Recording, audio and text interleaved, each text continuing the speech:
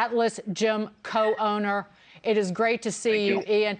Your reaction to this, your reaction to this report: lockdowns should be rejected out of hand. They should have been rejected from the start. It was a terrible policy from the beginning, and it's incredible that it's taken almost 2 years to have some credible studies done on this. And this is something that the common person, the common citizen, the small business owners, and the people who were directly affected by lockdowns in the beginning knew from the onset. The fact that Walmart and Big Box was just allowed to operate with impunity, and we had an entirely different set of rules for small businesses, was more than enough to get people thinking and researching. And all of this could have been put together quite earlier. So this comes as no surprise to anybody who's been paying attention. And that goes for parents, too, who have been watching their kids suffer for 2 years. And Ian, as I just said, you literally kicked the doors in when the government in New Jersey tried to shut you down. You were arrested. Yeah.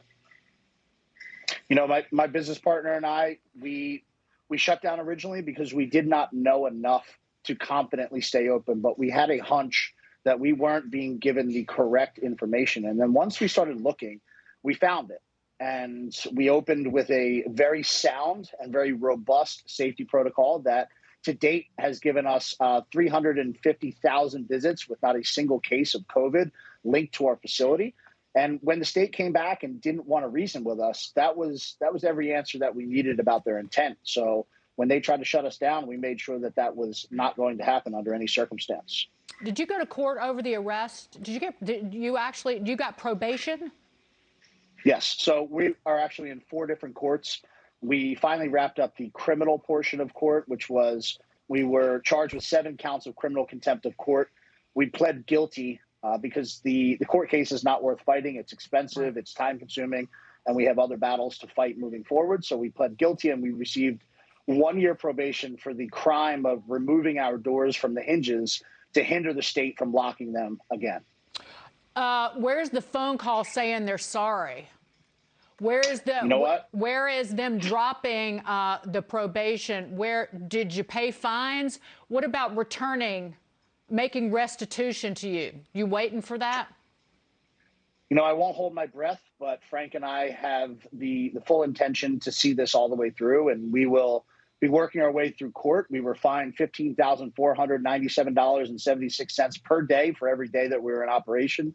We had money seized from us. We had our business license taken, and a whole slew of other punishments, all of which I highly doubt Governor Murphy will ever apologize for. But, you know, such is the way for the common politician these days. They'll let this go through the news, and they'll just slowly back off of it and find the next crisis to get people riled up about. But do you think that the politicians, how we trusted them in the first place is beyond me, and I was certainly guilty of it, and I mean that for all politicians. But will they learn? Will they repeat this mistake again? I don't think it's a matter of learning from most of these politicians. I think Governor Murphy and Gavin Newsom and the champions of the lockdowns, because there were several of them, knew exactly what they were doing. These aren't particularly, I don't think these people are stupid. I think these people knew what they were doing, and they had an objective that was conveniently cloaked behind the virtue signaling of the COVID lockdowns and all of these measures that they put in place.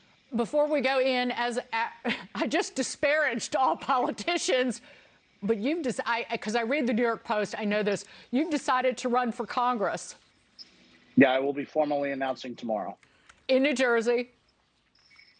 Yes, ma'am. CD3. Okay. Come back. We'll talk about it. Best of luck to you. I absolutely will. Best of luck. Thank you so much. Ian Smith, co-owner of the Atilis Gym in New Jersey.